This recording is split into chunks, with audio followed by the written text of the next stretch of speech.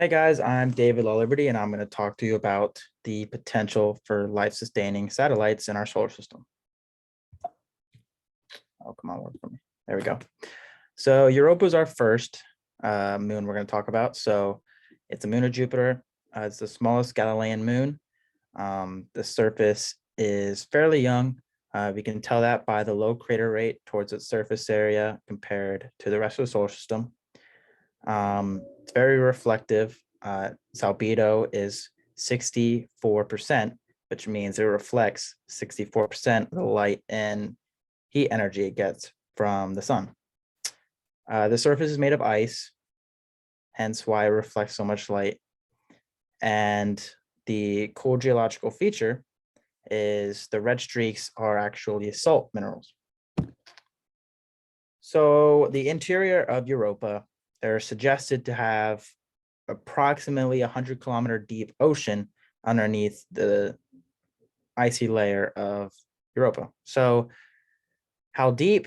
Well, 15 to 25 kilometers of ice rest on top of that suggested ocean. And that is caused by tidal heating from the gravity of Jupiter being so strong. But the heat that is generated inside of Europa is not strong enough to melt the entire outside of the planet.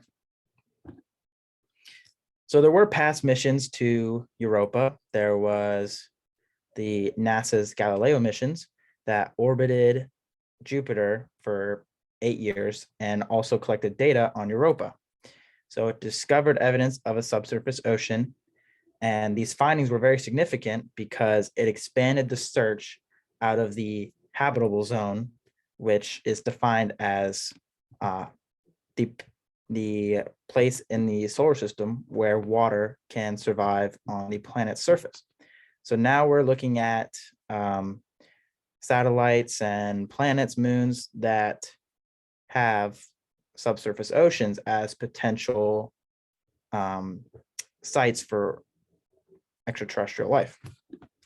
So our next moon is Enceladus, very small moon. It's a moon of Saturn. It's approximately the size of Arizona.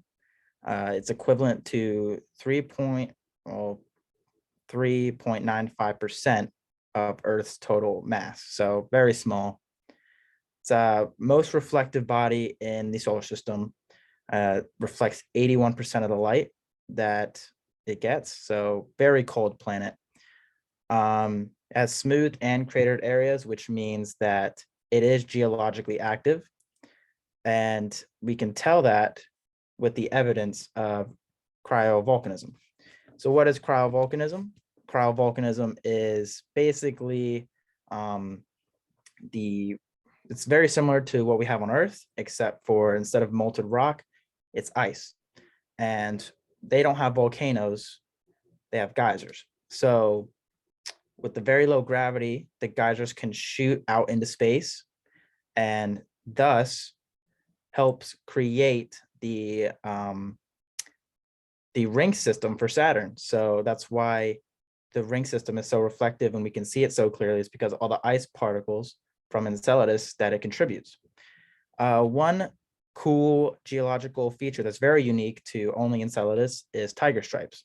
And that is caused by the tidal stresses from Saturn, the gravity from Saturn, basically expanding Enceladus to where it cracks.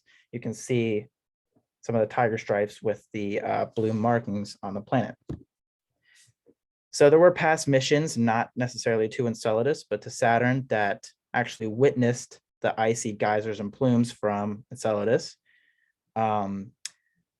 The mission actually went through the geysers discharge and detected salt water and organic minerals that are very important to sustaining life. So when we're talking about life, sadly, we're not talking about any complex organisms like what we have here on Earth. We're talking about single cell organisms. There is a very good potential that both planets or one or the other does have subsurface life.